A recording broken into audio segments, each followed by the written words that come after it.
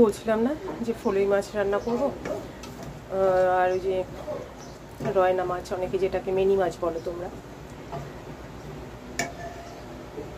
ফলুই মাছও নিয়ে এসেছিলো। আমি যেহেতু বড় কাতলা রুইগুলো এখন খেতে পারি না, ভালো লাগে না খেতে, তো সেই জন্য আমি বলি যে আমার জন্য একটুখানি ছোটোখাটো মাছ বা অন্য যে কোনো মাছ নিয়ে এসো, রুই কাতলা বাদ দিয়ে। তো যাই হোক, নিয়ে এসেছিলো ফলুই মাছ। তারপরে আগের দিন বললাম তোমাদের, ফলুই মাছটা বলতে ভুলে গেছিলাম, কই মাছ, রয়না মাছ, তারপর একটা যেন কী ছিল, কই রয়না, ও লাইলন টিকা, আর এই ফলুইটা নিয়ে এসেছিলো। ফলুইটা সেটাকে বলতে ভুলে গেছি। তো দেখো আমি আজকে এই রান্নাটা করছি। ফলুই মাছ আর কিছু 4-5টা মতো 6টা মতো রয়না মাছ দিয়ে আমি একসাথেই ঝোল করবো, কারণ আমার হাজব্যান্ড আবার খেতে চায় না, ফলুই মাছটা প্রচণ্ড কাটা, তো ওর জন্য 6 পিস মাছ দিয়ে করে দিচ্ছি। তো একসাথেই একই ঝোল যখন একসাথেই করে দিচ্ছি, তাহলে আলাদা আলাদা করেই করতাম। হ্যাঁ, আলু কাঁচকলা দিয়ে করবো। এই যে ফলুই মাছগুলো দেখছো, আর এই যে চেনো এই মাছগুলোকেই আমি রয়না মাছ বলছিলাম, অনেকে মিনি মাছ বলে এই মাছগুলোকে। তো এগুলো ভাজা হয়ে গেছে, তো এবার আমি জিরে ফোড়ন দিয়ে দিয়েছি, হয়ে গেছে জিরেটা, দিয়ে দিলাম কাঁচা লঙ্কা, আর আলু কাঁচকলাগুলো ভাজাগুলো সেগুলো দিয়ে দেবো। আলু কাঁচকলা তো ভাজাই আছে, এবার আমি এর মধ্যে জল দিয়ে দেবো।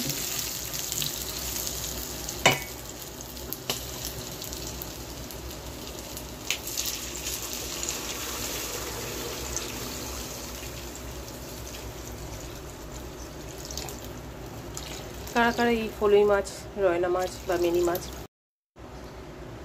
এই মাছগুলো কারা কীভাবে রান্না করো জানিও কেমন। ঝোলের মধ্যে আমি এবার দিয়ে দেবো জিরে গুঁড়ো।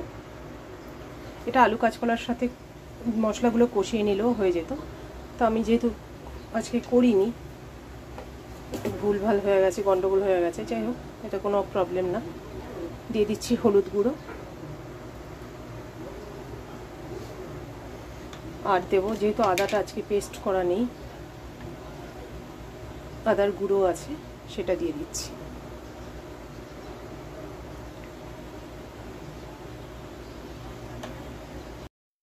আর দিয়েছি একটু কাশ্মীরি লঙ্কার গুঁড়ো, খুব সামান্য, নামমাত্র।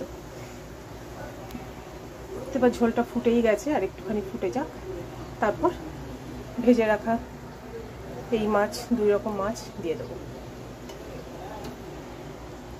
একটু ঢেকে দিই,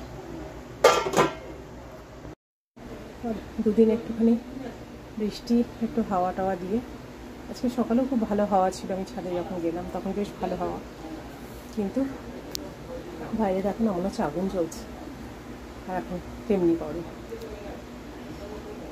আমার মুখে তোমরা ওই একটাই সবসময় শুনবে, গরম গরম গরম।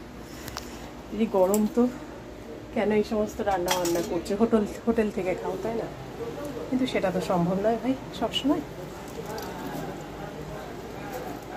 আমরা মধ্যবিত্ত ঘরে আমরা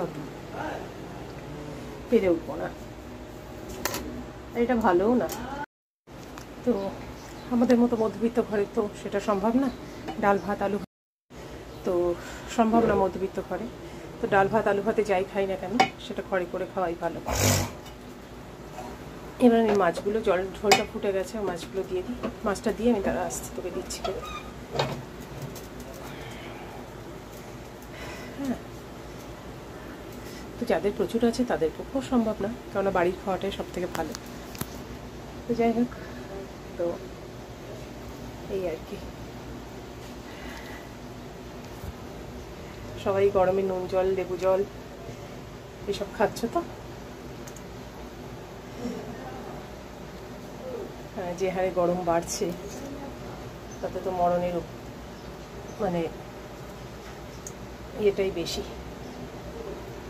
তো সবাই নিজেকে সাবধানে রেখো, যত্নে রেখো। কাজে তো সবাইকেই বেরোতে হবে, কিছু করার নেই। সবার মাথার উপরেই সংসার রয়েছে, তাই না? সবাই খুব সাবধানে থেকো, খাওয়া দাওয়া হালকা ফুলকা খাবার খাবে যতটা পারবে। রিচ খাবার এই গরমে না খাওয়াই ভালো।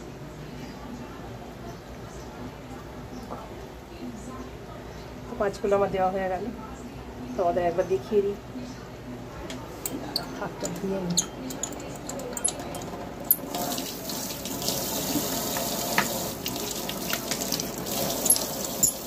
আমি রান্না করতে করতেই বাসন হাতে কোনো মজা হয়ে যায়। দেখো দিয়ে দিলাম।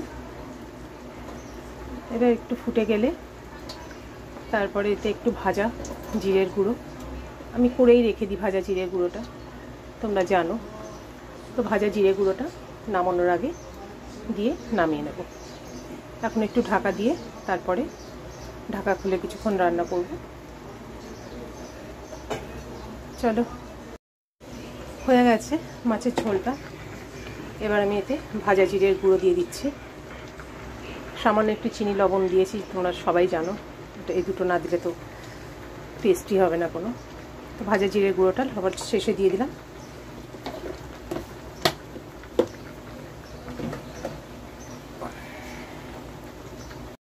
রান্না কমপ্লিট।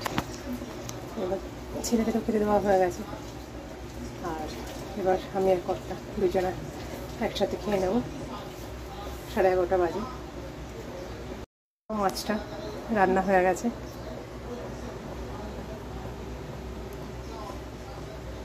দুটো মাছ একসাথে করেছি, দেখেছো।